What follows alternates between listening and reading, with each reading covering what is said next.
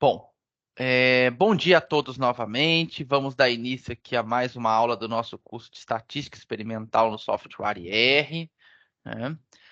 E aí eu vou pedir vocês, gente, se acontecer igual ontem, algum momento ficar picotado e vocês não estarem, né, igual ontem foi muita gente com problema, então provavelmente foi problema na minha internet. Aí vocês me avisem, tá? Mas me avisa falando, porque senão o chat eu não consigo ver enquanto eu estou fazendo a apresentação, tá bom? Se acontecer, vocês me falam, Léo, tá falhando, a gente não tá te ouvindo, não, tá? Para que vocês não fiquem perdidos aí na aula. Bom, pessoal, hoje nós vamos para a parte prática do experimento em blocos, né, do chamado DBC. Então, nós aprendemos a parte teórica ontem, conversamos muito sobre o que é um bloco, né, porque, igual eu falei, o mais importante é que vocês entendam, porque a forma de calcular do bloco, do DBC, é muito parecido com o DIC. E hoje nós vamos aí para a parte prática da nossa aula, né? Para que vocês aprendam a fazer as análises dentro do R. Compartilhar minha tela.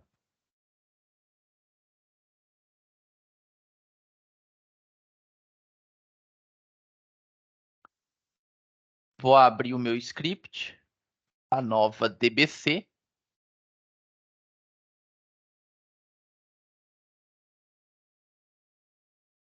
Enquanto o script está abrindo, vocês têm dois arquivos de dados mais uma vez, né? Um em TXT e o outro em CSV, né? Que cada pessoa gosta de trabalhar, então é bom de ter um exemplo em cada um para aqueles que querem trabalhar em TXT ou em CSV.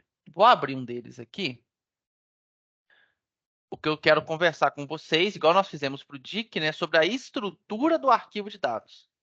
Porque isso é muito importante. Eu sei que para quem não está habituado a trabalhar com software estatístico, às vezes é um pouco desafiador entender essa estrutura do arquivo de dados. Para quem já está acostumado, tipo assim, é mais do mesmo, né? Vocês já, quem já faz curso há mais tempo, quem já roda suas próprias análises estatísticas, está acostumado. Mas tem muitos alunos que, às vezes, é a primeira vez que vai rodar aí uma análise de dados. Opa, e que o meu arquivinho aqui veio com as colunas todas juntas. Ah, isso aqui é até legal ter vindo. Teve uma pergunta, né? Teve, não sei se foi ontem ou antes de ontem, que, né, algumas pessoas, o arquivo que eu envio para vocês abre dessa forma no computador, né? Porque é aquela questão que eu falei dos separadores de lista. O meu é vírgula, se o seu tiver ponto e vírgula, ele vai abrir errado. Aí, como que você faz para corrigir? Você não precisa ficar copiando o dado aqui, não, gente. O Excel é bem tranquilo para fazer isso. Você vem aqui em Dados, Texto para colunas, vai abrir uma telinha. Você clica, você marca aqui delimitado, né? Clique em avançar. E aí você vê aqui o que que tá, por exemplo, o meu aqui, eu não sei por que esse arquivo meu tá ponto e vírgula, o separador. Tá vendo? Tem um número, ponto e vírgula, outro número, ponto e vírgula. Então eu coloco aqui ponto e vírgula, ele dá uma prévia aqui embaixo, ó, do que vai acontecer. Aí é só você clicar em concluir e pronto, tá resolvido. Então é bem fácil fazer isso no Excel, tá? Mas o que eu recomendo é que vocês troquem lá o separador de lista para vírgula, né? É melhor. E o separador de lista não interfere em nada no computador de vocês, porque provavelmente vocês não usam CSV para outra coisa, então não tem problema. Bom, mas eu quero falar para vocês sobre a estrutura do arquivo de dados para nós rodarmos uma análise em DBC. Bom, a primeira coluna do arquivo de dados tem que ser a coluna de tratamentos. Então, para cada linha, você vai ter uma observação. Tratamento 1, repetição 1 na primeira linha, tratamento 1, repetição 2 na segunda linha, tratamento 1, repetição 3 na terceira linha e assim por diante. No DBC, nós temos que ter a coluna de repetição. Léo, mas não seria bloco? Aí você pode chamar do que você quiser. Repetição, bloco, tanto faz. Tá? Isso aí o software é indiferente. O negócio é que você tem que ter essa coluna indicando aí o número de blocos que você vai ter. Então, no nosso caso aqui, por exemplo, nós temos 4, né? Então, eu tenho tratamento 1, bloco 1, tratamento 1, bloco 2, tratamento 1, bloco 3, tratamento 1, bloco 4, assim por diante. E da coluna 3 em diante, as nossas variáveis. Então, vocês vão ver que, se vocês compararem esse arquivo com o arquivo de DIC, ele é idêntico. Ele só muda que agora eu tenho essa coluna aqui de blocos ou de repetições. E isso faz toda a diferença na hora de rodar a análise, porque através dessa coluna, o software, né, quando a gente for rodar ali o Easy Nova, ele vai saber que o seu experimento é blocos e vai fazer toda a análise em blocos, né, igual nós aprendemos como que faz o cálculo ontem, tá? Então, se você tentar rodar um experimento em bloco utilizando o Easy Nova, ou mesmo utilizando o ESP10, e você não tiver essa coluna, vai dar erro na análise. Ou vai rodar errado, porque ele vai considerar outra coluna como repetição. E aí é perigoso rodar até errado. Então, assim, para experimento em blocos, primeira coluna, tratamento. Segunda coluna, os blocos. E da terceira em diante, as suas variáveis. Aí você pode ter quantas você quiser. Tá? Isso é muito importante, gente. Depois, quando vocês forem rodar o arquivo de vocês, se tiverem com dúvida, coloca lá no nosso grupo, coloca um print. Léo, meu arquivo tá assim, tá certo. Tem alguma coisa errado? Porque a gente tem que tomar muito cuidado, gente. Eu gosto de falar isso com os alunos também. O software, ele não sabe o que é certo e o que é errado, não. O que você colocar ali para ele, ele roda. É claro que tem algumas situações que ele não vai rodar, mas na maioria das vezes ele roda. E aí, às vezes, você está achando que rodou uma análise correta e, na verdade, não rodou nada. Rodou uma análise completamente errada e isso vai ter um impacto gigantesco, né, lá na frente. Então, a gente tem que tomar muito cuidado na hora de rodar a análise. Então, eu vou abrir aqui o RStudio. Eu vou fechar os outros scripts, tá? Para não confundir vocês. Vou deixar só o de DBC aberto. A gente não ter confusão. E vou começar aqui a análise. Então, a gente vai primeiro, igual nós fizemos na aula do DIC. Primeiro para tratamento qualitativo. Porque tratamento qualitativo, nós vamos fazer o quê? Teste de comparação de médias. Se nós vamos fazer teste de comparação de média, na minha visão, o Easy Nova é o melhor pacote que eu conheço no R para rodar esse tipo de análise, por tudo que vocês viram lá na nossa aula de DIC, né? Ele roda vários testes ao mesmo tempo, ele roda os contrastes, ele roda análise de resíduo, então já é um pacote bem completo e principalmente ele roda análise com dados perdidos, coisa que o ESP10 não faz, tá? Então eu vou rodar aqui as linhas do meu código de 7 a 10, que vocês já estão acostumados aí a fazer, né? Para a gente fazer. No caso aqui, os pacotes hoje já estão instalados, então eles vai só carregar os pacotes aqui para mim. Carregou todos. Vou ler a 14 a 15 para definir a trilha de dados. E vou ler aqui a 18 e a 19 para nós lermos o arquivo de dados. Então, li o meu arquivinho de dados aqui, ó. Tá bonitinho, do jeito que a gente precisa, tratamento, repetição e as variáveis. Vamos rodar agora a análise de variância, desculpa. Então, eu vou criar um novo arquivo que chama dados1. E esse arquivo tem que conter as colunas. E é com essa funçãozinha aqui que eu seleciono as colunas. A coluna de tratamento tem que ser a primeira. E a nossa coluna de tratamento aqui é a coluna 1. Então, eu vou selecionar a coluna 1. A coluna de repetição, no nosso caso aqui é a coluna 2. E a coluna da variável, a gente vai rodar aqui a primeira variável, a minha coluna 3. Léo, por que você está colocando o número da coluna? Porque eu acho que eu cheguei até a falar na primeira aula. Tem pessoas que não estão com o arquivo organizadinho, igual eu estou aqui. Tem muita gente que deixa colunas que não vão ser nem usadas dentro da análise. Então, pelo número da coluna, você consegue ordenar, né, essas colunas colocando certinho do jeito que o pacote precisa. Então, a primeira coluna tem que ser a de tratamento, a segunda de repetição e a terceira coluna aqui do nosso arquivo a variável. Então, aqui eu vou avaliar a produtividade, né? Então, a coluna 3. Mas se eu fosse avaliar a maturidade, seria a coluna 4. Se eu for avaliar a altura de plantas, ALP, coluna 5. Tá? Então, isso aqui você pode ir alterando dependendo da variável que você for rodar a análise. Lembrando que o ISANOVA roda uma única variável, ele não roda todas as variáveis ao mesmo tempo. Né? Ele roda só para uma, você tem que fazer um a não ser que você use aquele scriptzinho, né, que daqui a pouco a gente vai ver, onde eu montei para vocês, que dá para você fazer todas as análises. Então, montei o arquivinho. Se vocês quiserem até olhar o que tem no arquivo dados 1, vou digitar o nome dele aqui no console. Ó, tem tratamento, repetição e produtividade, as 3 colunas que nós selecionamos para rodar. Bom, e aí nós vamos usar a função EA1. Né? Vocês viram, né, lá no PDF. Posso até abrir ele aqui de novo, né, para não ficar dúvida.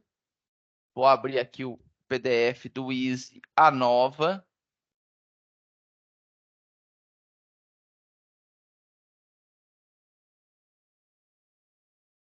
Vou lá na função EA1. Opa.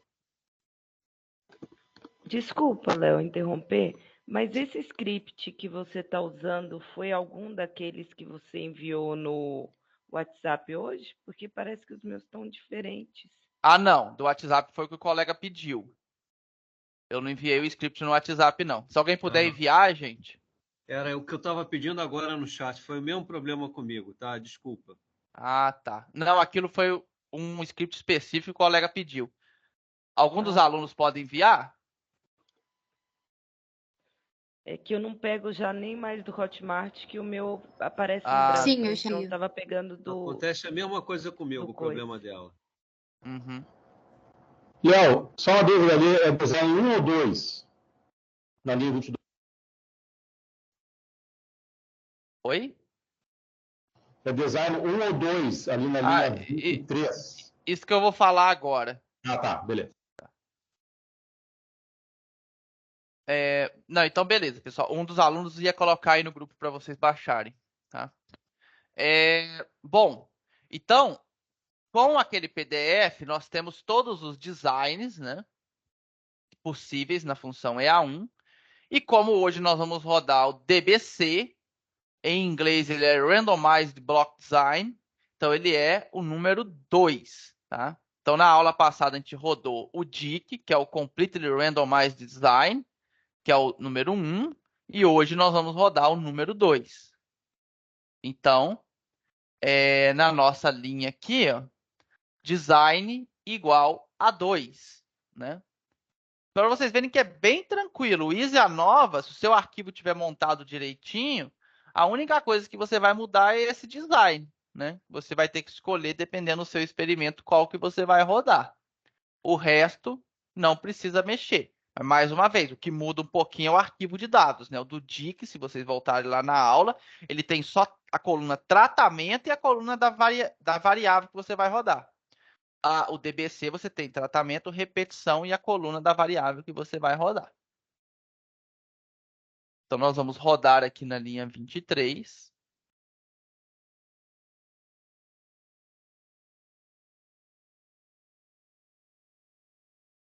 E vamos ver o resultado agora. Já rodou, né? Já gerou o gráfico aqui do lado, o gráfico do resíduo. Né? Igual eu falei, é um gráfico legal para a gente analisar. Então, a gente vê aqui que o resíduo está bem aleatório, né? Então, a gente já descarta aí a autocorrelação, o problema de autocorrelação. E aí, nós vamos ver aqui o nosso resultado. Então, primeiro da análise de variância, né? Através da linha 26. Então, esse objeto, gente, que a gente criou aqui chamado resultado, ele salva todos os resultados da análise de variância. Isso daqui, para quem não está a primeira vez trabalhando no R, isso a gente chama de lista. O que é uma lista? A lista, ela tem um monte de coisa ali dentro. Então, você vai seria tipo uma sacola de compras. Você vai colocando um monte de coisa dentro daquela sacola. A lista é a mesma coisa. Você, em vez de salvar um resultado em cada... Não, o pacote, e todos os pacotes do R trabalham dessa forma, né? Ele salva todos os resultados dentro de uma lista. Aí, para você ver cada um dos resultados, você tem que chamar o nome, né, dessa lista. No nosso caso aqui, a gente chamou de resultado. Cifrão. Quer ver? Eu vou digitar aqui embaixo só para vocês verem como é que funciona a dinâmica do R. Porque isso aqui vale para qualquer função, né? Resultado, cifrão. Aí vai aparecer um monte. Ó. Cada um desses tem um resultado diferente.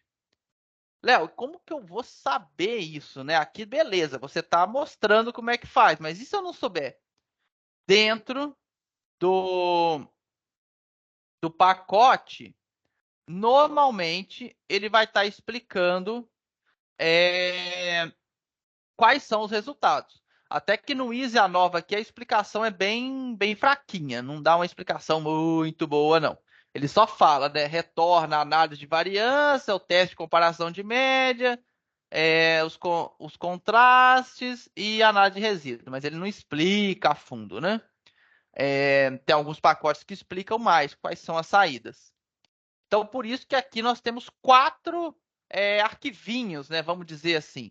Nós temos a análise de variância, nós temos o adjusted means, que é o teste de comparação de média, nós temos o multiple comparison test, que é os contrastes, e nós temos a análise do resíduo. São esses 4 resultados que, independente do modelo que você rodar, o Easy Anova vai te entregar como resultado, tá bom? Primeiro deles, então, a análise de variância. Nós temos aquele mesmo quadrinho que eu mostrei para vocês na aula de ontem, onde nós vamos ter aqui as fontes de variação, tratamento, resíduo, tratamento bloco e resíduo. A única diferença do quadrinho do pacote Easy Anova, porque eu mostro para vocês, é que ele não põe o total. Acho que até um erro. Eu acho que deve colocar o total até para a gente fazer o cálculo certinho do grau de liberdade do resíduo para ver se está correto. Então, na minha visão, eles poderiam colocar, mas eles não colocam, né? Mas tudo bem. Então, a gente tem aqui o grau de liberdade, tratamento 3, bloco 3, resíduo 9. Mais uma vez, gente, é muito importante nós checarmos o grau de liberdade, tanto de tratamento quanto de bloco, para ver se a análise rodou corretamente. Então, se eu tenho 4 tratamentos, o grau de liberdade vai ser 3 para tratamento. 4 menos 1 igual a 3. Mesma coisa para blocos. Se eu tenho 4 blocos, 4 menos 1, 3. Então, a nossa análise está correta. Se por acaso esses valores aqui não estiverem corretos, a sua análise está errada. Esses valores, né, e são bem fáceis de calcular, né, não tem muito segredo, precisam estar corretos. Léo, e se eu tiver parcela perdida, vai mudar aqui? Não, não muda aqui. A parcela perdida, você vai perder grau de liberdade no resíduo. Mas aqui em cima, não. Aqui em cima tem que ser o número de tratamentos menos 1 e o número de blocos menos 1.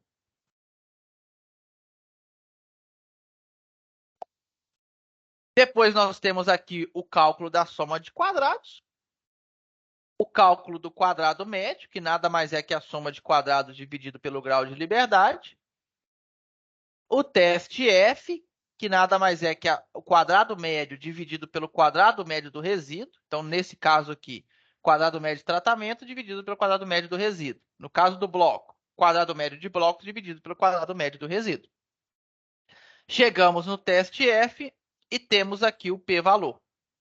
Se o p-valor é menor do que aquele que você estipulou, no nosso caso aqui foi quanto? 5%. A gente está usando um alfa de 0,05, foi o que a gente definiu aqui. Ó. Se você definir um alfa de 1%, 0,01, então você vai olhar o p-valor como 0,01. Né? Então, nesse caso aqui, a gente consegue verificar que os tratamentos foram significativos, ou seja, nós teremos aí diferença entre os tratamentos, daqui a pouco a gente vai ver no teste de comparação de média, e blocos foi não significativo. Lembra do que eu falei ontem no final da aula, que a análise de blocos, se você vai realizar mais experimentos semelhantes a esse, ele é importante?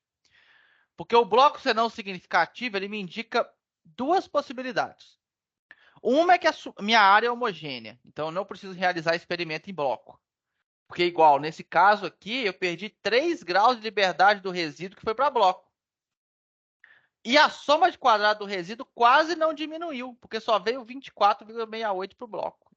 Então, aqui, por eu ter montado o experimento em bloco, eu acabei piorando o meu experimento.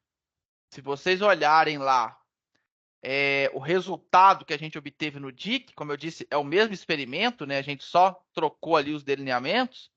Vocês vão ver que o TSF para tratamento foi muito maior.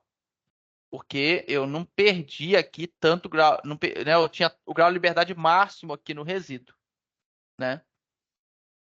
Se fosse bloco significativo, beleza, tava ok, mas como não foi, se eu fosse realizar um novo experimento, provavelmente eu não faria nessa área experimental experimento em bloco, trabalharia em DIC. Ou a segunda opção, que aí é mais perigosa, onde a sua área é heterogênea, mas você montou o bloco errado. Você montou o bloco paralelo à heterogeneidade, né, da sua área. E aí sim é perigoso. Porque aí você está. Lembra que a gente falou ontem? O bloco tem que conter todos os tratamentos e ser homogêneo para aqueles tratamentos. Tudo homogêneo. A única coisa que vai diferenciar é os tratamentos mesmo. Quando você coloca o bloco paralelo à heterogeneidade, o seu bloco é heterogêneo. Aí você quebrou a sua análise e tudo que você encontrar de resultado aqui vai estar completamente errado. O problema não é muito fácil identificar isso. Eu falando é fácil, né? Mas na hora identificar isso não é fácil. E aí tem muita análise que passa e tá errado, né? Na verdade está errado. E aí a pessoa monta um outro experimento semelhante a esse e acha resultados completamente diferentes, que talvez montou o bloco numa outra configuração, montou certo agora, e aí vai mudar completamente os resultados, a pessoa fica, nossa, o que aconteceu, gente? Eu montei um primeiro experimento, deu um resultado. Eu montei um segundo, o resultado mudou completamente. Aí começa, isso aqui está errado, isso aqui está errado, e talvez a única coisa que estava errada é que você montou o bloco de forma errada em um dos dois experimentos, né? Então isso é muito importante, gente, é muito sério essa montagem do experimento. A gente preocupa muito com a parte de análise e às vezes não dá importância à parte de montar o experimento. E se o experimento foi montado errado, não tem análise no mundo que resolve experimento ruim, tá? Baixa qualidade experimental, baixa qualidade de análise. Alta qualidade experimental, você aumenta a probabilidade de você ter a alta qualidade da sua análise. Não quer dizer que você vai ter, porque aí vai depender de outros fatores, mas você pelo menos aumenta. Bom, vamos ver agora os resultados dos testes de comparação de média, né? Através aqui da linha 27 do Adjusted Means, tá? Ah, gente, um detalhe, vocês estão vendo aqui isso aqui não é nem uma aspas, né? Eu nem sei como é que chama esse sinal aqui, falar a verdade. Às vezes a pessoa acha que é erro e deleta isso aqui do script, tá? Isso aqui não é erro, não. Tá? Isso aqui faz parte do script, não deleta não, que dá erro. Por que isso aqui acontece? Como o nome tem espaço, né? Quem criou o script colocou espaço, para o R conseguir entender que isso daqui é um string, ele tem que colocar esse sinalzinho antes e depois aqui. Então, não deleta, tá? Se você deletar, dá erro. Já vi gente deletando isso daqui, achando que foi algum erro de digitação, alguma coisa assim, né? Não, tá?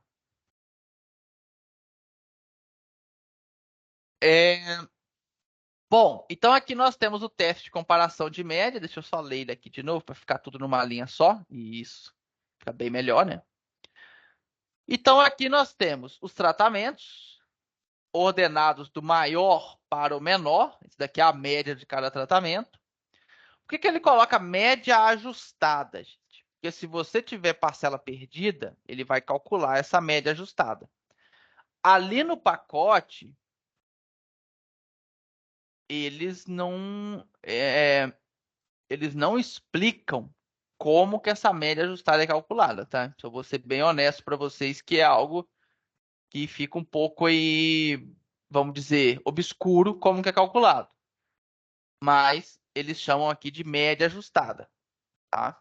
Quando você não tem parcela perdida, vai ser a mesma média mesmo. Quando você tem alguma parcela perdida, pode ser que dá uma diferencinha ali. E isso eu já vi gente tendo um pouquinho de dificuldade. Só que aí um erro até do pacote, né? Como que eles calculam essa média ajustada. Poderia vir ali no PDF explicando direitinho também. Mas faz parte, né? Bom, e aí nós temos os testes de comparação de média. Tuken SNK, Duncan, T, Scott Knott. Lembra que eu falei que o Tuken é o teste mais rigoroso? Olha aqui que legal, ó. Não teve diferença no tratamento 3 e 4 pelo teste de Tuken. Teve para todos os outros testes, menos para Tuken. Para Tuken, o 3 e o 4 recebe letra B, ou seja, ele não tem diferença estatística. Por isso que em algumas situações as pessoas não gostam de usar o Tuken, né? Porque ele é muito rigoroso, ou seja, vai ter menos diferença estatística e vai para utilizar o Duncan, o T, algum outro teste. Bom, qual que é o problema disso? Para publicação de artigo, não vejo problema nenhum, tá? Mas se a gente for para a prática mesmo, às vezes você, por usar um método menos rigoroso, pode ser que você está diferenciando tratamentos que, na verdade, não são diferentes, tá? Então, você tem que saber que quando você resolve utilizar um método menos rigoroso, igual o Duncan, você está sujeito a esse problema. Pensando aí na prática, por exemplo, empresarial, né? Você pode, às vezes, estar levando para o mercado um produto que você está falando que é melhor do que o que já existe no mercado. Vamos supor que esse 3 aqui é o produto que eu vou lançar no mercado. E esse 4 é um produto que já existe no mercado. E aí, se eu utilizo aqui o teste de Duncan, por exemplo, eu vou estar falando, né, que esse produto ele é melhor do que o que já tem no mercado. Ah, ele é estatisticamente melhor, tal, não sei o quê. E aí, quando alguém vai fazer esse teste, por exemplo, na área agrícola é muito comum, o produtor sempre vai testar. Ele vai comprar um pouco dessa semente nova que você está oferecendo e vai colocar no campo dele para testar, produtor mais tecnificado, né? E aí, se ele não verificar a diferença, meu amigo, que você falou que tinha, é processo jurídico na empresa, né? Infelizmente, isso acontece bastante, esses processos, porque a gente não consegue controlar tudo, e às vezes também não é problema na semente, é erro do produtor. Não é também que o produtor ganha todos os processos, né? Porque às vezes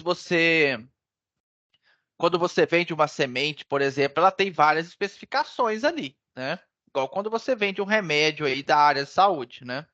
Tem várias especificações ali no remédio. Você tem que seguir para que aquilo funcione. Se você não seguir, não adianta você falar que aquilo não funcionou. Uai, você não seguiu o que está na bula, como é que vai funcionar, né? Então, mas isso aí só para vocês entenderem como que essa questão de análise, ela é muito mais importante e tem que ser muito rigorosa, às vezes até do que a gente imagina. Porque a gente não quer correr risco. Ah, mas talvez eu deixo aqui um teste menos rigoroso, só para passar mesmo e tal. E às vezes não é bem assim que a gente deve trabalhar, porque isso pode trazer problemas lá na frente. Para publicação de artigo é mais uma questão da área mesmo, né? De aceitar, não aceitar. Aí você tem que entender bem a área que você atua. Bom, o terceiro resultado da linha 28 vai estar aí no Multiple Comparison Test. São os contrastes. Opa, peraí que eu...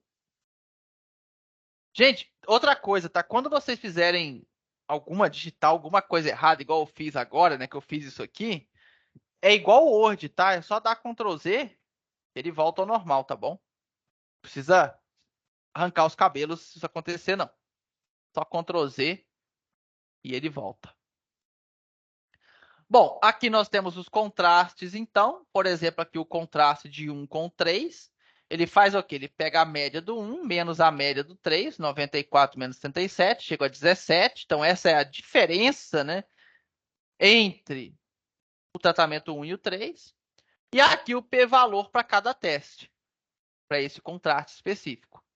Lembrando que para o Scott-Knott isso não faz sentido, porque o Scott-Knott é um teste de agrupamento. Então, não faz sentido você fazer ali essa comparação 2 a 2 dentro do Scott-Knott. Scott-Knott é utilizado quando nós temos mais tratamentos, né? Até tem alguns livros que traz que o Scott-Knott é utilizado apenas a partir de 10 tratamentos, tá? Faz um pouco de sentido, mas acho que não tem problema também usar com menos, tá? Mas como ele é um teste de agrupamento, às vezes é melhor utilizar com mais mesmo. E o último resultado, né? A análise residual. Então, aqui nós vamos ter toda a parte do resíduo, caso você queira fazer gráficos igual esse daqui, né? Igual eu falei, tem algumas áreas que é importante mostrar esse resíduo. Então, a pessoa faz uns gráficos bem elaborados, bem legais, assim, é bem bacana, assim. Vale bastante a pena.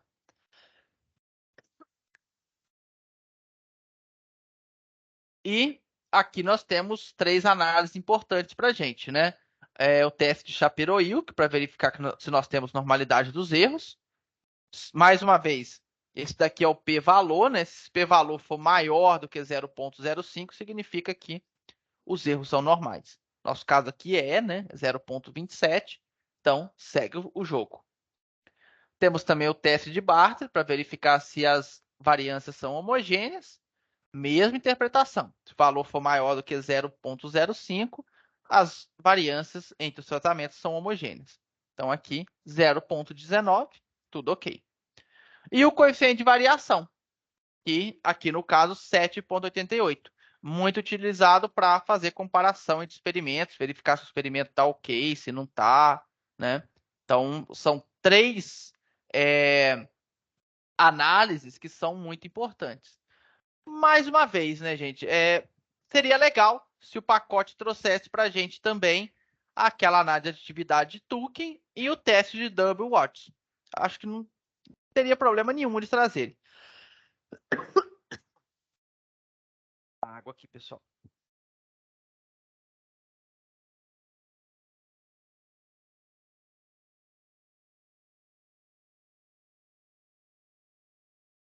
Bom, e agora nós vamos salvar os nossos resultados, igual nós fizemos na aula anterior. Então, a gente vai usar a função capture.output. Pessoal. Nós vamos utilizar a função capture.output. Vamos salvar cada um desses separadamente. A gente poderia salvar tudo junto também, tá, pessoal? Aí, em vez de colocar, né, esse cifrão e o nome, você pode colocar só resultado, ele salva tudo junto. Eu gosto de salvar separado. É minha opinião. Acho que fica mais organizadinho e tal. Mas, não, Léo, eu quero salvar tudo junto. Aí você tira isso aqui, ó. Deixa só a palavra resultado, aí ele salva tudo, tá? Só para vocês saberem que é possível salvar todos esses resultados tudo junto, num arquivo só. Mas aqui eu vou salvar separado, tá? Então, eu vou salvar eles aqui. Vou ler as 4 linhas de uma vez.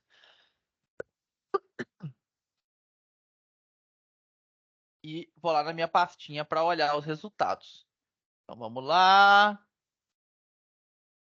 Seguindo aqui a ordem alfabética, né? Então, análise do resíduo em DBC, tá? Para produtividade. Esse foi o nome que eu dei no meu arquivo, tá, gente? O nome é você que coloca. Eu coloquei aqui, ó. Análise de resíduo DBC Prod. Tá? Por isso que lá o nome é análise de resíduo DBC Prod. Foi porque eu dei esse nome. Então vai estar aqui salvo toda a análise do resíduo. Vamos ver o próximo aqui, ó.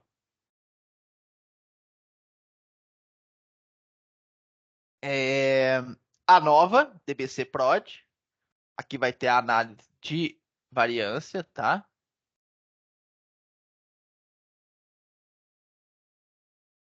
Aqui umas correções de prova de estatística. Contraste, DBC Prod. Tá aqui o resultado também. E o último resultado, teste de comparação DBC Prod. Tá aqui também, bonitinho pra gente.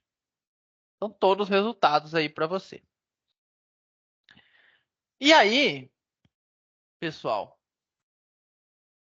a gente tem que lembrar que o IsaNova, como eu falei, ele tem uma desvantagem de fazer uma única variável por vez, né? Então, eu rodei para produtividade. Aí eu tenho que vir aqui, trocar esse número, colocar 4, rodar de novo para a minha segunda variável, que vai ser maturidade. Depois, trocar isso daqui, 5, rodar de novo. E aí lembrar, né, se eu fizer isso, eu tenho que trocar o nome dos arquivos aqui na hora de salvar, senão ele vai sobrepor o arquivo. Então, é bem chatinho, né? Pensou se você tiver 100 variáveis, que demora que você vai ter? Então, eu estou entregando para vocês aí, né, como material do curso, uma forma automática de fazer isso. Mas, assim como eu falei na aula de DIC, gente, para essa automatização aqui funcionar, você não pode ter colunas no seu arquivo de dados que não sejam aquelas que eu falei. Então, quem gosta de colocar outras colunas tem que tirar para rodar esse script aqui da linha 38 até a linha 54, tá bom? Então, o seu arquivo tem que ter só, na primeira coluna, tratamento, na segunda coluna, os blocos e da terceira em diante, as variáveis. Qualquer coisa diferente disso, muito provavelmente vai dar erro e você não vai conseguir rodar. Se você fizer isso, você pode ter 100 variáveis que vai funcionar perfeitamente, tá? Então, o que esse script ele faz para a gente? Ele cria o nosso arquivinho dados1. Só que agora, a última coluna do dados1, que é a coluna da variável, ela não é fixa. Ela não é 3, ela não é 4, ela não é 5. Ela é i.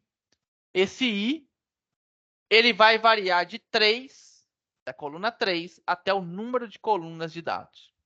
Então, você pode ter 10, pode ter 15, pode ter 30, não faz diferença. Ele vai variar de 3 até o número de colunas de dados. Vai criar esse arquivinho dados1. Então, vamos supor que é a variável 3. Então, aqui vai ser 3. Vai criar o dados1. Vai rodar a análise, normal, igual vocês estão acostumados. E vai salvar esse resultado dentro dessas listas que eu criei aqui. A nova, teste, contraste, resíduo, para a gente salvar aqueles 4 resultados. Ele fez isso para a coluna 3, agora ele faz para a coluna 4. Todo o processo de novo.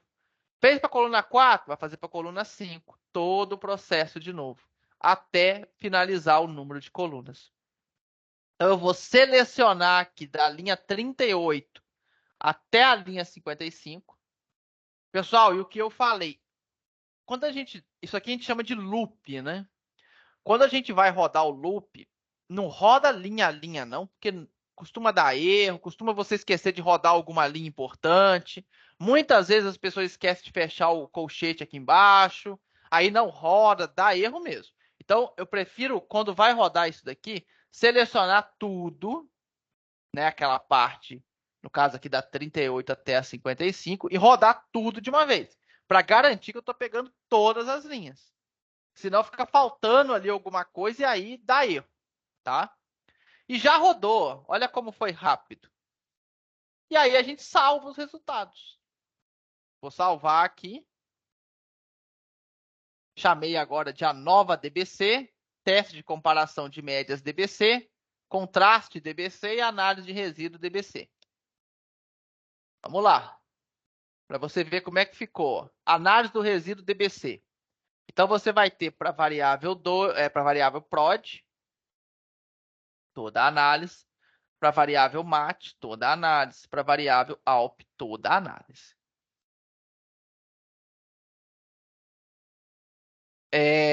Próximo arquivinho, a nova DBC. Então, você vai ter as 3 análises de variância também. Uma embaixo da outra aqui. Tá?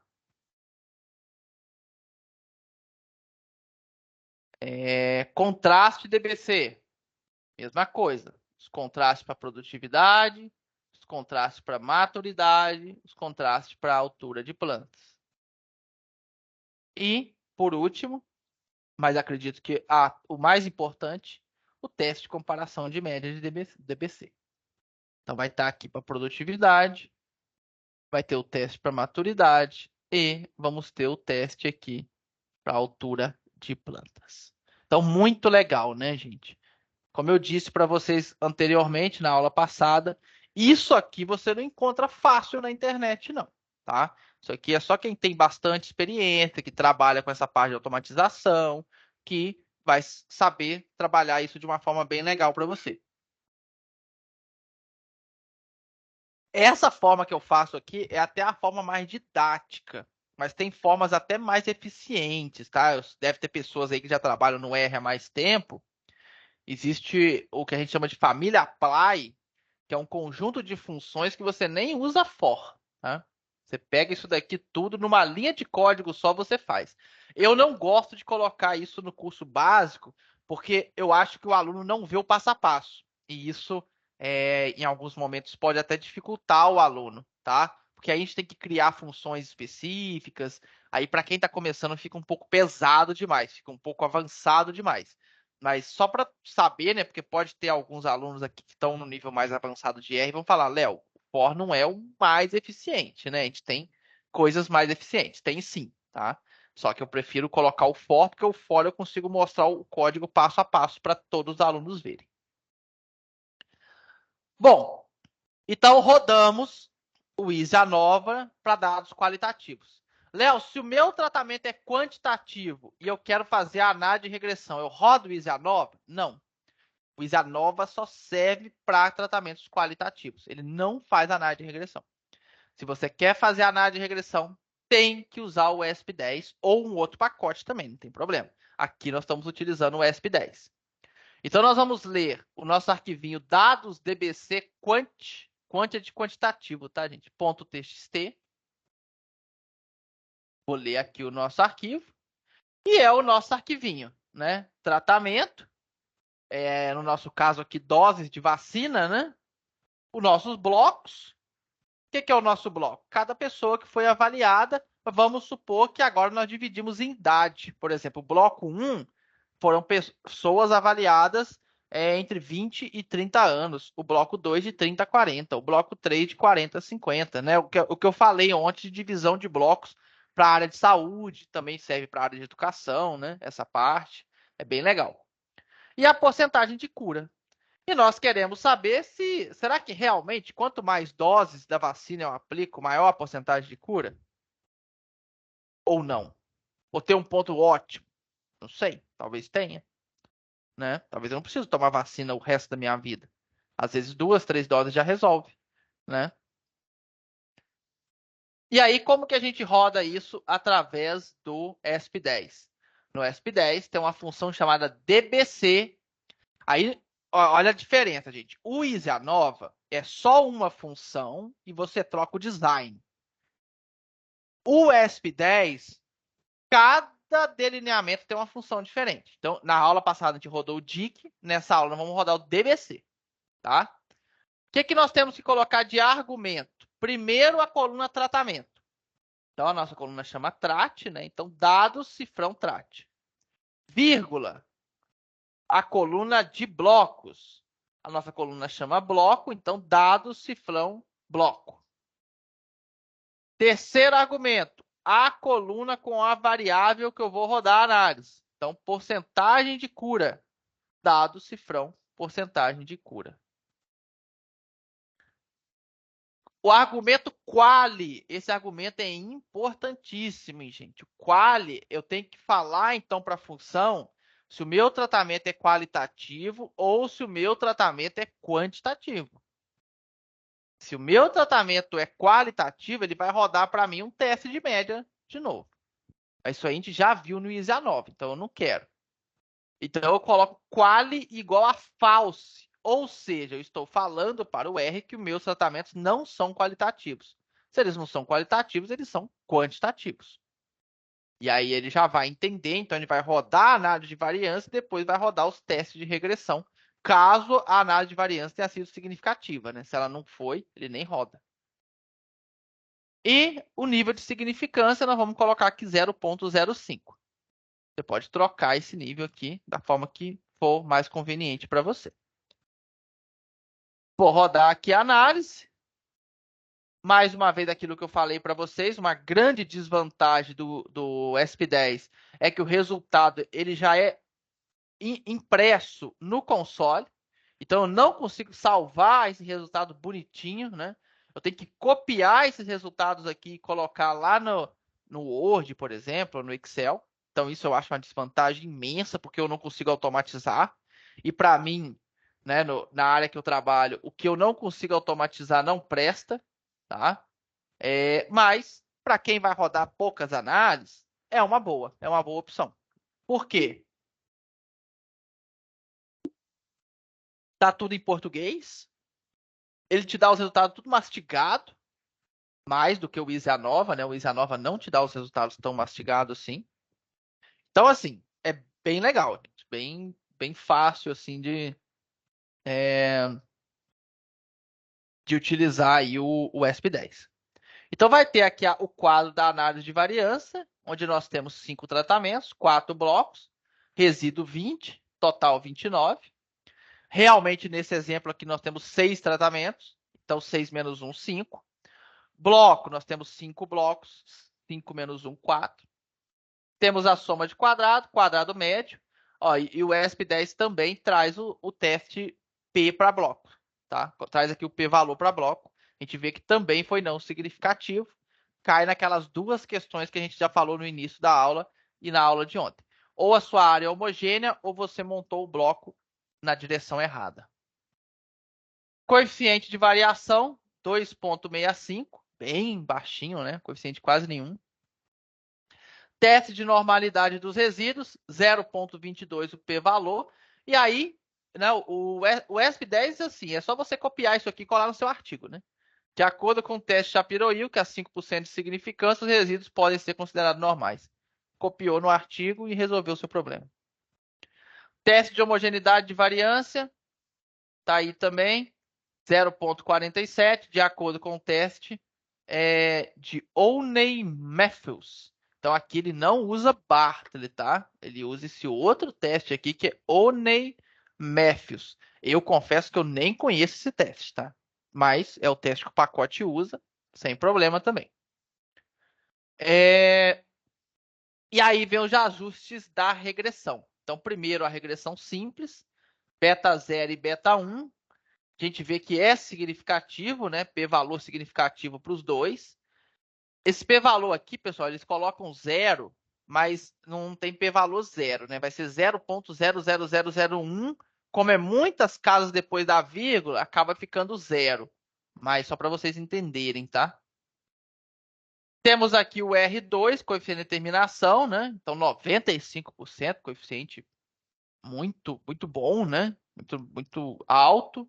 Ou seja, 95% da minha variável resposta é explicada pelo meu modelo. Então, muito bom.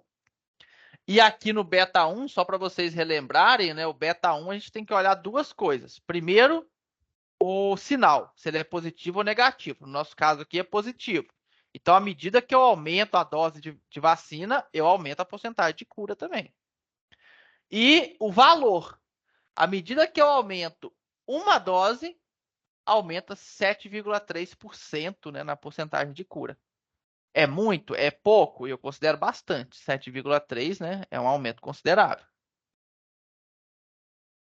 E ele traz aqui para a gente também a análise de variância do modelo linear. Então, você tem aqui o efeito linear, né, da regressão, que ele tem um grau de liberdade igual a 1. Tem o desvio da regressão, grau de liberdade igual a 4. O somatório disso daqui é o tratamento, tá, gente? O somatório é o tratamento. E o que a gente sempre verifica, né, é se esse efeito aqui da regressão ele é significativo ou não. No nosso caso aqui, foi significativo.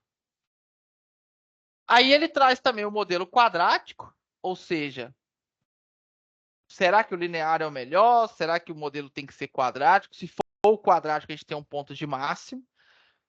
Isso quer dizer o quê? Que eu não vou ter um aumento de 7% a vida toda, vamos dizer assim. Então, eu vou tomar 30 doses de vacina e vou estar super, hiper vacinado. Não, se eu vou usar um modelo quadrático, vai ter um ponto de máximo ali. Vai chegar um momento, não, nesse caso, não que a porcentagem de cura vai começar a cair, mas ela vai ter um platô, né? Você não vai ter aumento mais. E isso acontece em muitos casos, né? Principalmente na medicina é bem comum. Você vai chegar num platô ali que acabou, né? Dali para frente não aumenta mais. Então temos aqui o modelo quadrático, que ele explica 0,98. Aí vem aquela questão que eu falei com vocês. Aqui seria interessante que eles trouxessem o R2 ajustado, porque o R2 normal, à medida que eu vou colocando parâmetros no meu modelo, ele só vai melhorar mesmo, até chegar lá em 0,9999. Então isso não é legal assim. O legal seria se fosse um R2 ajustado. Mas ele traz aqui para a gente só o R2 mesmo, tradicional. Vai ter aqui a análise de variância, né, para o efeito linear, o efeito quadrático, mas a gente vê que o efeito quadrático foi significativo. Ou seja, talvez é melhor a gente utilizar um efeito quadrático mesmo, e ele vai nos dizer ali, né, qual dose que é a melhor, né? E aí é legal da gente ter. O linear não, o linear sempre aumentando. Aumenta o número de doses que aumenta a porcentagem de cura. O quadrático não, vai chegar um momento que você vai começar a ter um platô ali e ali você pode cortar. Talvez com 2 vacinas, talvez com 3, né? E o modelo cúbico. O modelo cúbico a gente vê que o beta 3 não foi significativo, né? Ou seja, já nem vale a pena você utilizar o modelo cúbico. Foi não significativo o beta 3, a gente para com só o beta 2 mesmo. E utilizar o modelo cúbico, como eu falei também na aula anterior.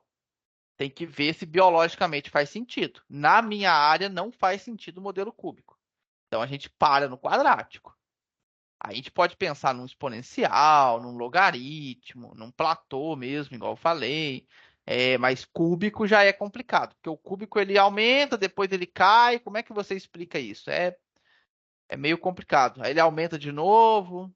Então modelos polinomiais acima de 2, em muitas áreas é muito difícil a explicação. Então, a gente acaba nem utilizando muito na prática, né? Bom, pessoal, o que eu tinha para falar para vocês é isso. Agora eu vou dar uma olhadinha aqui nas nossas perguntas, nosso chat.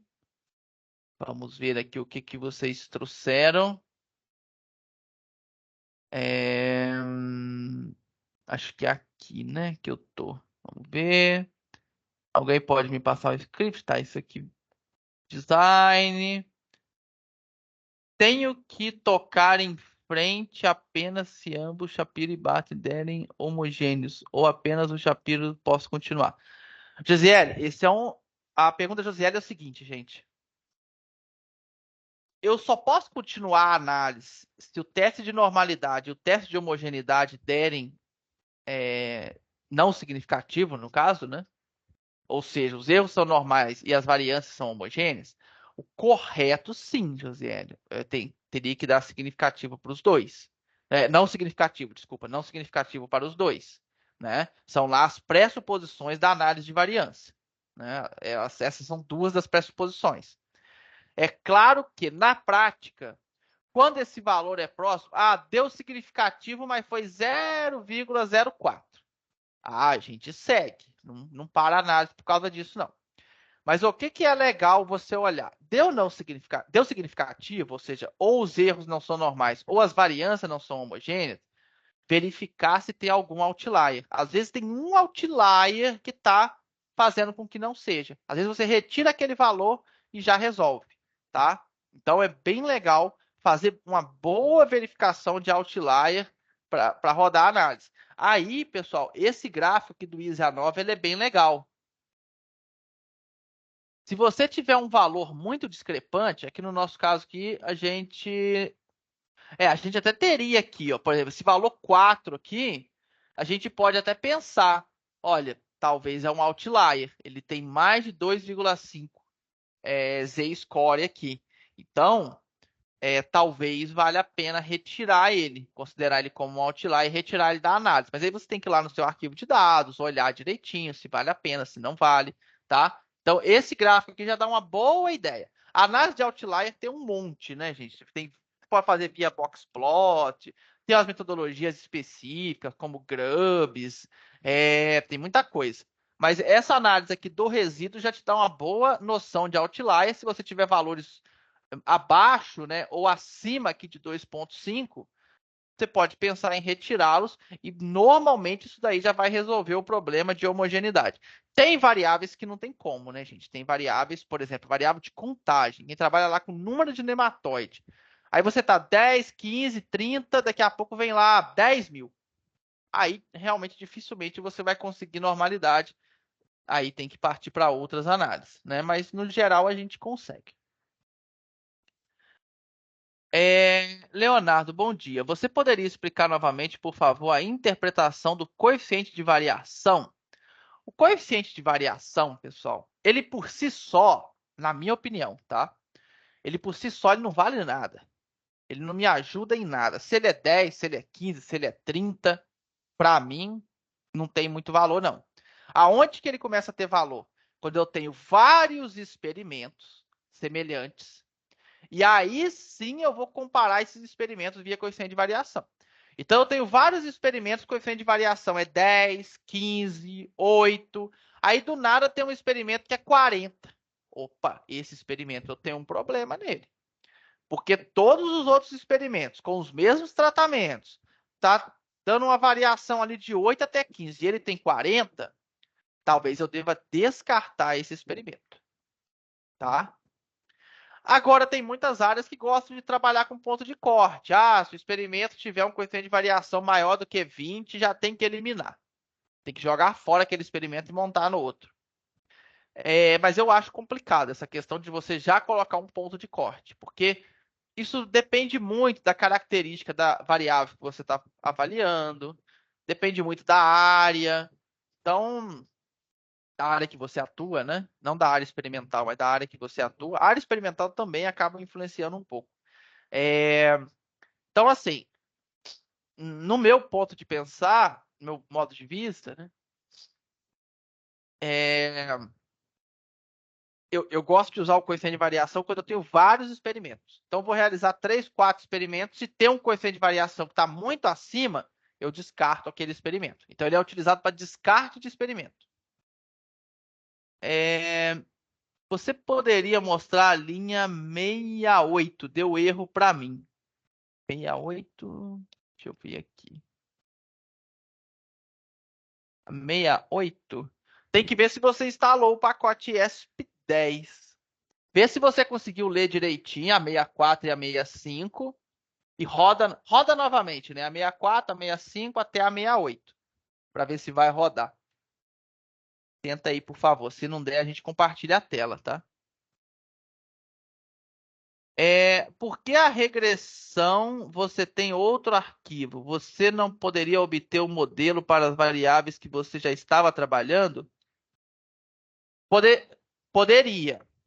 A questão é que lá eu quis trabalhar como se os tratamentos fossem qualitativos. Se o tratamento é qualitativo, não tem como eu fazer modelo de regressão. Tá? O que influencia, pessoal, se você vai trabalhar com modelo de regressão ou teste de comparação de média, é a natureza do tratamento. Se o tratamento é qualitativo ou se ele é quantitativo.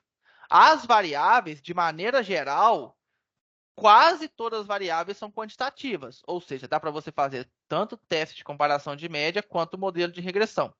Temos variáveis que não são quantitativas, que são qualitativas? Temos. Por exemplo, vai que alguém está avaliando cor do olho. Cor do olho é qualitativo, não é quantitativo. Mas, no geral, as variáveis vão ser sempre qualitativas e você pode rodar, né? Pode rodar o teste, pode rodar qualquer tipo de análise, né? O que vai influenciar mesmo é o seu tratamento, a sua coluna tratamento.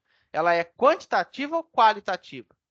Ela é dose? Opa, se ela é dose, ela é quantitativa. Então, vamos fazer modelo de regressão. Eu poderia ter um experimento ali da área agrárias, por exemplo, testando dose de nitrogênio e ter avaliado produtividade, maturidade e altura de plantas. E aí, dentro dessa dose, né? Eu vou verificar lá qual que é a melhor dose, aquela coisa toda, né? Mesma coisa poderia ter o contrário, na área de saúde, ao invés de eu estar avaliando dose, não, eu estou avaliando tipo de vacina. AstraZeneca, Moderna, Pfizer. Se eu estou avaliando tipo de vacina, o meu tratamento é qualitativo. Se ele é qualitativo, eu tenho que realizar teste de comparação de média. Não tem como eu realizar modelo de regressão em cima dele, tá? Ah, entendi, Léo. É porque eu fiz essa pergunta porque assim, eu vi a produtividade e falo, bom, tá medindo produtividade, então é quantitativo também. Agora eu entendi a questão do tratamento. Isso. E essa questão, esse exemplo do tipo de vacina ficou bem claro, né? Uhum. É o tipo, né, qualitativo da marca ou Isso. quantitativo de dose, tá? Obrigada. Isso, exatamente. Quando a gente vai escolher a análise, pessoal, a não ser igual eu falei, casos bem específicos, por exemplo, a pessoa avaliou cor do olho, que aí realmente a variável resposta é qualitativa. Aí é um pouquinho mais complicado de se analisar. Mas a maioria das vezes a nossa variável resposta, aquilo que eu avalio no experimento, é quantitativo. É uma altura, é uma porcentagem, é uma variável de contagem, alguma coisa assim. Aí, o que influencia qual análise você vai trabalhar é a natureza do seu tratamento. Por exemplo, eu estou comparando homem e mulher. Opa, homem e mulher é qualitativo. Não tem como eu fazer uma regressão entre homem e mulher. É qualitativo. Então, eu vou fazer teste de comparação de média. Opa, eu estou aqui avaliando idade. Né? Eu tenho pessoas com 20 anos, 25, 30, 35, 40. Idade, quantitativo. Idade pode ser qualitativo também? Pode. A variável quantitativa é facilmente transformada em qualitativa, né? Então eu posso fazer teste de comparação de média das doses? Pode. Agora, o contrário não dá para fazer. Eu não consigo pegar um tratamento que é qualitativo, por exemplo, tipo de vacina, né? E transformar ele em quantitativo. Porque como é que você vai falar, essa vacina aqui é A1, essa é A2, essa é A3? Não dá. Porque você pode falar isso e eu posso falar o contrário. Ah, não, eu quero que essa daqui seja A1. E qual o critério? Não tem critério para fazer isso. Então, um tratamento qualitativo você não transforma em quantitativo de forma simples, tá? Não vou falar que é impossível, não. Tem formas de se fazer isso, mas não é simples, é bem complexo. E agora, o contrário, quantitativo para qualitativo é fácil. Por exemplo, a altura. Vamos supor que eu vou dividir, né, lá, também trabalhando com humanos, eu vou dividir os meus tratamentos pela altura. Só que eu não quero trabalhar com a altura em si, eu quero trabalhar com baixo, médio e alto. E aí você coloca, sei lá, pessoas até 1,60 m é baixo, de 1,60 m a 1,80 m é médio, acima de 1,80 m é alto. Então eu peguei uma variável que era qualitativa, transformei em quantitativa. E vou trabalhar com esse tratamento. Olha, esses são os meus grupos de pessoas aqui que eu tenho, tá? Então dá para fazer dessa forma. Leonardo, só para dizer que Sim. eu que tinha feito o pedido ali do script, me parece que continua dando problema, tá? Eu rodei e não deu certo, dá um erro. Então, eu não sei se o problema está na minha linha ali ou se não rodou alguma coisa. Eu rodei da 4 a 7 e aparentemente tinha o Uhum. X10 e tinham tudo bonitinho ali, o Easy a nova. Então, o que pode ter dado de errado ali? Eu não lembro de ter mexido ali no Tá. script para não rodar, entendeu? Tá como se estivesse dando um erro de script. Uhum. Você quer compartilhar a sua tela? Posso compartilhar, deixa eu ver se eu consigo aqui. Ó. Vou abrir aqui, compartilhar a janela, vamos ver se vai dar certo. Isso. Enquanto você está compartilhando, já vou responder aqui a pergunta da Josiele. O meu, que é período 30, 60, 60, 90, etc., é quantitativo? Sim, você pode transformar como quantitativo, né? 30, 60, 90, fazer ali a análise de regressão, é o mais comum de se fazer, né? Ou se você quiser fazer o teste de comparação de média, também é possível. Mas o comum é a gente fazer a regressão quando a gente tem esse tipo de período, né? Deixa eu ver aqui. Ô, professor, Compartilhar. Sim, posso fazer uma pergunta? pode. Enquanto o João está compartilhando, pode. Eu estou tendo dificuldade de entender a importância dos resíduos. Como que os resíduos, o professor mostrou para nós a partir do gráfico. Como que eu consigo ver outliers a partir do resíduo? Os resíduos são os erros, não são? Aham.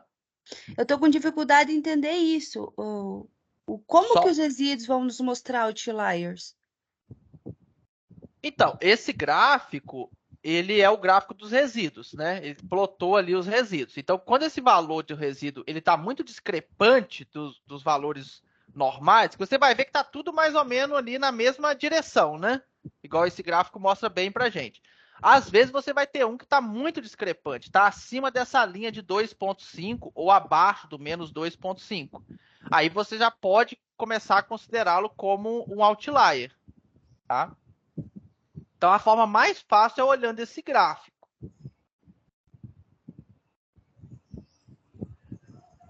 Consegui explicar? Erro pequeno aceitável, erro grande inaceitável. É meio que por aí, né? É isso, porque quando esse erro... Todo mundo mais ou menos com o mesmo erro de erro, tá tudo bem, tá tudo equilibrado. Um erro exorbitante, esse tem que olhar com atenção. Exatamente, porque assim, se você vem com um erro, sei lá, um erro de 1, né? Um tem erro de 1, o outro tem menos 1, meio, menos meio. Aí vem um que tem um erro de 10. Por que que esse deu um erro tão grande dentro do seu experimento? Provavelmente tem algum problema nessa parcela experimental. Então, vale a pena, na maioria das vezes, tirar essa parcela da sua análise, né? E aí esse gráfico, assim, ele mostra bem claramente para a gente isso, de uma forma simples, né? A gente tem outras formas, mas aí são mais complexas. Esse gráfico ele é bem simples mesmo, né? De se olhar. Léo, é como se esses meus resíduos, mais ou menos juntos, fossem os erros, por assim dizer, inerentes ao meu processo ali todo. Quando eu tenho um erro muito extrapolado, quer dizer que ele não é um erro inerente ao meu processo. Aconteceu algo de diferente que fez com que esse valor subisse demais ou descesse mais. É isso? Seria isso, Exatamente. Né? Deve ter acontecido um outro problema que você não conseguiu capturar qual foi esse problema, que fez com que aquele valor fosse ou muito alto ou muito baixo. Né, ou muito positivo ou muito negativo. Exatamente isso. Então, tem algum fator externo que a gente não consegue pegar.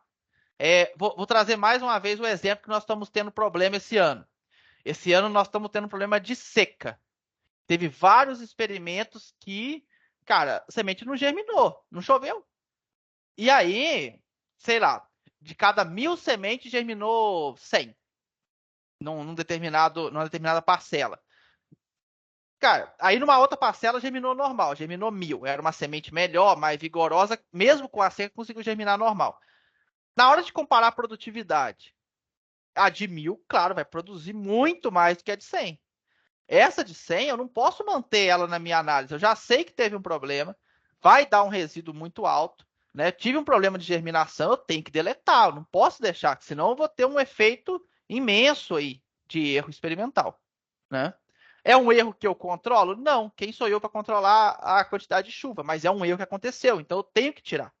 Entendeu? Então é isso que a gente tem que sempre olhar. E olhar esse gráfico do resíduo acaba sendo a forma mais fácil da gente fazer. Tá? Bom, vamos lá. Obrigada, professor, colegas. De nada. Vamos ver aqui. Os dados aparentemente leu. Modelo. Peraí, resultado DBC. Ah, tá, não é isso mesmo. Variável resp. Ah, não. Não, peraí. Você tá. Não, o seu. Lê de novo a 64 e a 65, porque não tá o arquivo de dados correto, não. Tá o arquivo da análise de cima. Lê a 64 e a 65, por favor. Uai. Baixa de novo o arquivo. O seu arquivo dados DBC Quant não é o arquivo que eu enviei, não. Ele é outro. Você baixou de onde esse dados DBC Quant? Eu acho que eu baixei da nossa página, mas pode ter havido algum equívoco. Eu acho que enviaram pelo WhatsApp. Eu vou baixar agora e tentar rodar e ver se eu resolver. Tá? Porque por isso está dando problema. Tá porque bom, o seu arquivo não é o que eu rodei, não. Tá bom. Tá Muito bom? obrigado. De nada. Léo, Oi. o meu não tá salvando. Tá. Pode compartilhar sua tela, por favor? Sim. Tinha mais uma pessoa com um erro. Conseguiu resolver rodando de novo ou não? Ah, não, era o João mesmo, isso. Beleza. O do João é só salvar o arquivo de novo. O arquivo. O arquivo. Isso que estranho que tá. O nome tá correto, mas por algum motivo tá o arquivo. O primeiro que a gente usou da aula, né? Não tá o segundo.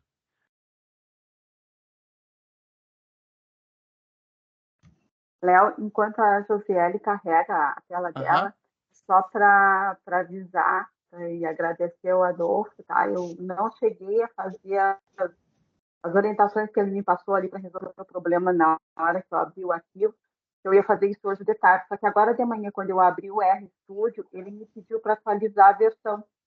E no que eu atualizei a versão, ele resolveu o problema de quando eu abri o arquivo e vinha vazio.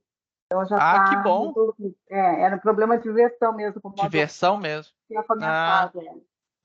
legal. Que bom. Bom que resolveu. Bom, vamos lá, Josiele. Me mostra aí qual que é o problema. Ele não tá salvando, ele faz aqui, ó, os. Ah, o da linha 68. No caso, ele não tá salvando. Isso. Não tá Não, salvando aqui. mas Deixa eu foi o que eu ver. falei. O pacote ESP10 ele não salva. Essa é a desvantagem do ESP10. Você tem que Ah, copiar. Você vai ter que. mas Toda vez. ele não salvou os outros aqui do qualitativo, ele não salvou. Não salvou? Então vamos Não. tentar rodar os outros. Seleciona aí, por favor, da linha 38. Aqui. Seleciona da linha 38 até a linha 54. 50. Isso. Pode selecionar. Vamos rodar para ver se está rodando tudo certo, né? Ele rodou? Eu não tô. A última linha aí do R eu não tô conseguindo ver.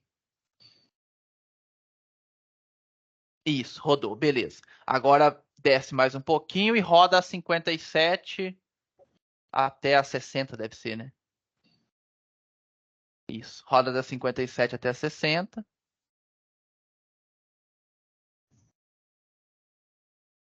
Opa, ele deu um erro aí. New connect. Eu não sei se tem a ver, mas eu recebi uma mensagem de update, daí eu ignorei. Teve um lugar mais acima aqui, mas aí Ah, rodou não, agora. sei.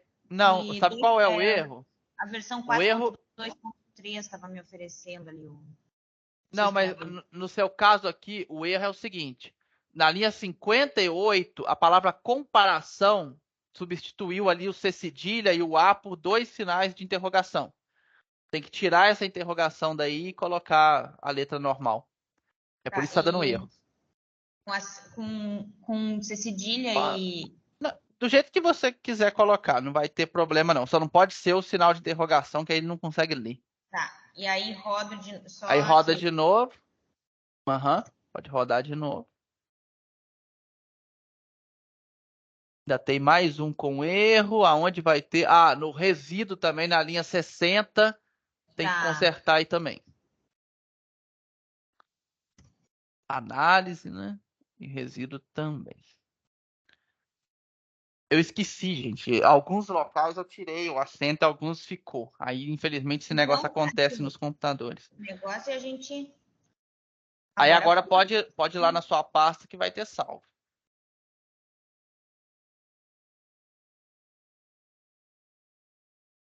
Tá aí, ó, a nova DBC, contraste DBC, tá tudo aí. Ah, tá. Contraste, teste de comparação de médias, tá. Uhum.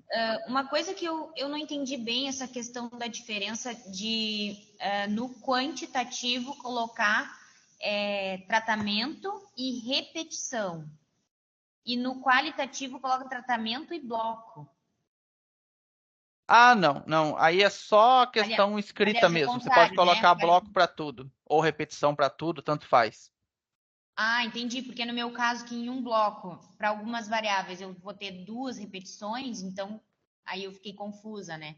Para mim seria o ideal assim, Tá. tratamento, repetição, porque aí ali vai ter mais do que o meu número de blocos, né? Isso. Mas aí, se no bloco. Aí você vai ter que. Se você tem dentro do seu bloco repetição, o ideal é você concatenar essas duas colunas, vai ter que estar. Tipo, você vai ter que criar uma nova coluna, que você pode chamar de bloco, de repetição, do que você quiser, mas colocando, sei lá, o bloco 1, repetição 1 vai ser 1. O bloco 1, repetição 2 vai ser 2. O bloco 2, repetição 1 vai ser 3. Porque você não vai Mas conseguir aí, colocar. tá, mas aí não vai rodar, porque tem que ser só duas colunas, não é? Duas colunas de tratamento e Isso. bloco. Então, por isso que eu tô falando, você vai ter que criar, Eu porque posso, você tem. eu posso nomear, né? Por exemplo, eu vou ter a coleta 7, e aí eu vou avaliar a 12 também, a 13 também, né? Eu posso ali Hum, colocar uma numeração que eu entenda, né? Por exemplo, que aquela é a É, 7, bloco pode. 1, 7, Uhum, bloco 1, 12, bloco 1, 7, é isso, né? Basicamente. é. Mas aí você só Aí pode eu nomear na coluna tratamento, tá? Na coluna bloco tem que ser numérica, ela não pode ter escrita Mas nela ela não, pode senão dá erro. ser, mas ela pode ser um código numérico para eu me achar, para eu As, me encontrar. na coluna bloco, olha, tem que É. testar. Eu acho que não. Coluna bloco, eu acho que tem que ser 1, 2, 3, 4 seguido. Não dá para ter essa. É por isso que eu te falei que no seu caso, o ideal seria você criar uma nova coluna. Pois é, Assim, mas ó. aí, não, aí eu entendi que não vai rodar. Olha, deixa eu compartilhar aqui minha tela para ficar mais claro. Mais fácil eu trazer um exemplo aqui. Ó, você vai ter aqui trate, sei lá, um bloco. Aí você falou que tem mais de uma repetição do mesmo tratamento dentro do bloco, né? É Isso, isso? Então, isso. aí o ideal isso aqui, aí eu vou colocar aqui, ó, você tem o tratamento 2, bloco 1. Não, vou colocar aqui, ó, tratamento 1, bloco 2, repetição 1 e 2. Aí o ideal é você criar uma nova coluna. Você não vai usar nem essa coluna bloco, nem a repetição na sua análise. Você tem que criar uma terceira coluna. É, vou só chamar de bloco barra rep. Só para você entender. Aí quer dizer, você vai meio que fazer um concatenate desses dois. Quer dizer, o bloco repetição 1 você vai chamar de 1. O bloco repetição 2 você chama de 2. O bloco 2, repetição 1, você vai chamar como um terceiro bloco, vamos dizer assim. Bloco 2, repetição 2, como um quarto bloco, entendeu? Aí depois você exclui essas duas colunas aqui da sua análise. Elas não podem entrar, no caso, dentro do arquivo. Entendi. Você Seria rodaria esses para dois eu me aqui. achar. Isso, exatamente. Porque se você rodar só a coluna bloco, você vai perder todas essas repetições. Se você rodar Porque só a coluna depois, repetição, você também vai perder o bloco. Então, o ideal seria você criar uma terceira coluna, meio que um concatenado dessas duas. tá, porque depois não me interessa o que que deu o que, né? Eu vou retirar outliers ali de alguma coisa que deu louca, mas basicamente não me interessa o que que era o que em algum momento, né? Tá, Porque e o outra que questão, interessa mesmo são os tratamentos, né? O que você vai avaliar ali mesmo são os seus tratamentos, né? Porque no seu caso Ela, são épocas. Oi. ela não isso. pode fazer média dessas repetições? Pode fazer a média da repetição também. É uma outra sugestão também boa. Em vez de você trabalhar com as duas repetições dentro do bloco, não. Você faz a média, trabalha com a média de cada bloco. Ah, sim, Pode também. fazer isso também. Sem problemas. E aí, outra questão que eu queria perguntar sobre os blocos ali, que tem que avaliar se o bloco se o bloco deu diferença, o bloco, né? Não é a diferença, é se deu significância o bloco ou não. E o que que Aham. faz quando dá a significância? Não, quando dá significância, não, beleza. Você montou o experimento em bloco e era para ter montado mesmo, né? Aí é só para eu avaliar, no caso, se eu tenho oportunidade de fazer um outro experimento, se eu mantenho o Isso, bloco, eu faço indique. Mas, tipo, isso na exatamente. análise ali toca em frente de qualquer maneira, porque não A vou análise fazer não tem mais, né? jeito. Não tem como você voltar É no atrás. experimento. Então, Uhum. ali é mais para você ter uma ideia para um experimento futuro, mas para o seu experimento já foi, né? Não tem como mudar. E quando eu tenho dois fatores, e eu tenho que fazer interação bloco também, ou interação só entre fatores? Não, aí faz interação só entre fatores. A gente não faz interação bloco, não. Mas Tá. aí fatorial a gente vai ver na aula da semana que vem, né? Ah, tá. Aí você vai conseguir entender melhor. Tá, ok. Obrigada. De nada. O João conseguiu resolver. Peraí que tem uma pergunta aqui, né? Tem cálculo para retirar outlier? Se eu não me engano, soma 2 desvio padrão, a média. Então, temos sim. Isso que você falou, de somar 2 desvio padrão para mais ou para menos. Alguns utilizam 2,5, alguns 3. Tem. Mas não, vamos dizer, não tem uma metodologia estabelecida mesmo, não tem. Aí as pessoas vão mais pelo arquivo. Ah, o meu aqui, 2 desvio padrão, tá bom. O meu, 3. Então, não, e tem algumas metodologias, eu acho que é Gribbs ou Grobbs, gente, esqueci agora. Aí uma metodologia estatística mesmo para remover outlier.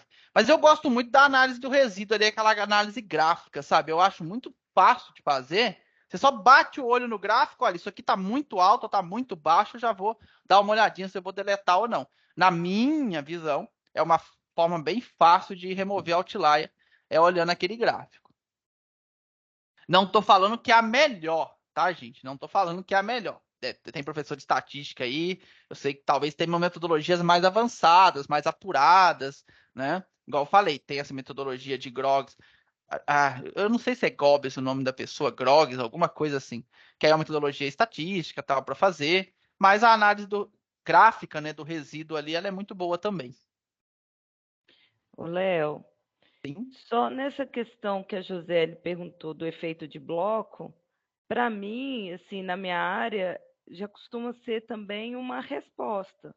E imagino que nessa questão de planta também, por exemplo, você vê muito artigo falando assim, a influência de tal parâmetro na produção de enzima. Então, eu vejo assim, se você faz duas coisas diferentes e o efeito de bloco é significativo, eu posso dizer que aquilo que eu estou testando já é uma resposta, tem influência na produtividade, na atividade, na expressão dessa enzima. Eu acho que é uma resposta bem importante, até dependendo da área. Então, mas aí a gente tem que entender o que você está chamando de bloco, porque o bloco que a gente chama aqui é só uma repetição mesmo do tratamento. Você tem uma repetição ali do tratamento 1, né? Ele está repetido 2 vezes na sua área experimental. Talvez no seu caso, está chamando de bloco, um efeito mesmo. Aí Isso. sim, aí pode realmente ter importância. Uhum. Condições diferentes, e aí eu vejo que teve uma resposta diferente e que ela foi significativa, isso seria um bloco, não seria? Então, Eu faço aí a a gente mesma coisa numa condição, mesma coisa em outra condição. Aí a gente já cai no que a gente chama de arranjo fatorial, que a gente vai ver na aula da semana que vem. Aí eu acho que vai ficar mais claro para vocês e vocês vão conseguir diferenciar mais. O que eu entendi a sua questão. Você tem os tratamentos e esse tratamento você vai avaliar na condição A e na condição B. Tipo isso a gente chama de. Igual você falou, sombra, sol e misto, sei lá. Então, aí ali é que assim, aí a gente tem que ver se realmente eu vou avaliar, né? Eu quero avaliar se os dados são melhores na sombra, ou melhores no sol, ou não. Ali eu estou só tirando um efeito de um erro experimental mesmo que vai ter. Porque se eu for avaliar, aí eu tenho que colocar repetições na sombra, repetições no sol. Aí já é outra história. Tipo, ali no caso, naquele exemplo, né, que eu só quero tirar mesmo, eu montei um bloco na sombra, um bloco no sol. Aí não dá para eu avaliar muito o efeito de sombra e sol. Posso avaliar, eu concordo com você, assim, eu posso, mas normalmente a gente nem avalia. Aquilo ali a gente só considera como resíduo mesmo. Mas poderia fazer uma avaliação, mas aí a gente tem que tomar mais cuidado. Aí vale mais a pena, igual eu falei, a gente ir para o arranjo fatorial, que a gente vai ver semana que vem, onde realmente a gente avalia 2 fatores. Nós temos o fator tratamento e nós vamos ter um segundo fator que eu também quero avaliar. Porque no arranjo fatorial a gente vai conseguir avaliar uma coisa chamada interação entre esses fatores. E aí é muito legal. No experimento de bloco a gente não consegue avaliar essa interação, tá? Aí semana que vem a gente pode até voltar com esse assunto, que eu acho que vai ser bem legal aí para vocês. Ok, obrigada. De nada. Tem alguém com a mão levantada. Não tem, se eu já respondi a pessoa que está com a mão levantada. É o Carlos. Isso, sou eu. Bom dia, Leonardo. Bom dia, Carlos. Só para tirar uma dúvida, no meu experimento eu vou trabalhar com larvas em uma BOD, né? Então, teoricamente, o ambiente é homogêneo, né? Dentro de uma BOD, temperatura controlada, umidade Sim. controlada. E eu tenho 3 gavetas nessa BOD e 5 tratamentos com 3 repetições. Então, eu vou aproveitar cada gaveta para botar um bloco bloco não, né? Para botar 5 repetições. Se eu for trabalhar com DIC, eu teria que primeiro aleatorizar todas as minhas 15 caixas de criação e aí botar aleatoriamente essas 15 caixas em cada gaveta. Aí eu poderia fazer um experimento em DIC, correto? Só que vamos supor que eu, não sei, eu tô com medo da BOD ser meio velha, e eu não sei se ela tá refrigerando exatamente igual nas 3 gavetas, então eu posso optar por fazer um experimento em blocos, por gaveta. cada gaveta com uma repetição de cada tratamento, né? 5 repetições, 5 caixinhas de criação em cada gaveta. E aí já seria um DBC. Eu não posso, depois, no final do experimento, se eu fiz esse de DBC, pensando no DBC, tentar ignorar o efeito da BOD. Vamos dizer assim, eu acho que, na verdade, a BOD estava boa e estava tudo certinho, homogêneo. Como eu separei em blocos, eu não posso fazer um cálculo em cima de DIC agora, correto? Eu não poderia ignorar agora, já que eu fiz esse delineamento. Ou poderia? Que os professores de estatística tampem os ouvidos aí, mas poder você pode. Entendi. Porque, assim, Tipo assim, se você avaliou e não deu o efeito do bloco, você pode analisar como um DIC. O contrário não pode, não. Tá? O contrário, aí você está colocando um efeito ali que provavelmente vai ser até prejudicial. Você pegar um DIC e avaliar ele como DBC. Mas o DBC avaliar como um DIC não vai te trazer prejuízo. Se não deu significativos blocos, né? Você pode avaliar como um DIC sem problemas. Tô falando prático, tá? Não, tudo bem, entendi. Claro. Tá, beleza, obrigado por você entender. Tá? Eu não vejo problema, não. Na verdade, em algumas situações a gente acaba fazendo isso sim. A gente monta o experimento em bloco, se o bloco não foi significativo, joga o DIC, né? E trabalha com o DIC. Show, obrigado, professor, obrigado. Mais alguma pergunta, pessoal? Professor? Sim. O ESP10, ele faz análise qualitativa também? Faz. Aí é só esse quali, não tem onde colocou quali igual a false? Sim. Aí você coloca quali igual a true. Você tira esse false e escreve a palavra true, tudo maiúsculo, tá? Tá, o professor apresentou o pacote Easy por ele ser mais prático, mais fácil, então, para análise qualitativa. Isso.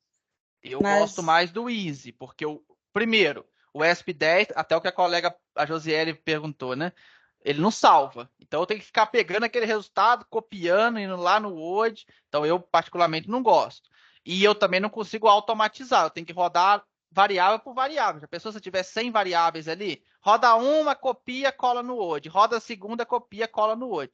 O Easy Nova, igual eu entreguei para vocês aí, você já consegue fazer de forma automática. Na minha opinião, é muito mais prático. Mas se você falar, não, Léo, eu gostei muito do ESP10. Beleza, roda com ESP10. Não vai ter diferença. A análise é a mesma, gente. Não pode mudar o resultado, não. Se a gente rodar uma análise com ESP10, com qualitativo igual a true ali, e rodar uma análise com ISA nova, o resultado tem que ser o mesmo. Só tomar cuidado com uma coisa. O ESP10 não roda experimento com parcela perdida, tá? Ele só roda se o seu experimento for completinho. Tá? Esse é outro detalhe. Beleza, obrigada. De nada. Mais alguma pergunta?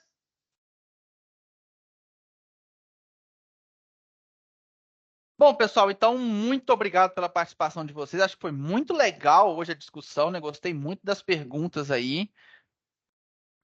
poucos erros, né, no R de maneira geral, então vocês já estão acostumando aí, né? Eu sei que no início dói mesmo para quem está começando, mas depois vai acostumando e vai tentando rodar os seus dados, a hora que der erro, quem está no grupo, manda lá no grupo, porque aí os próprios colegas ajudam também. Quem não está no grupo, manda por e-mail, que aí eu respondo também, né? Mas vai tentando, roda os exemplos que eu estou mandando, mas tenta rodar o seu arquivo de dados também, para ver se você consegue rodar ele também, interpretar os resultados, né? Que é muito importante.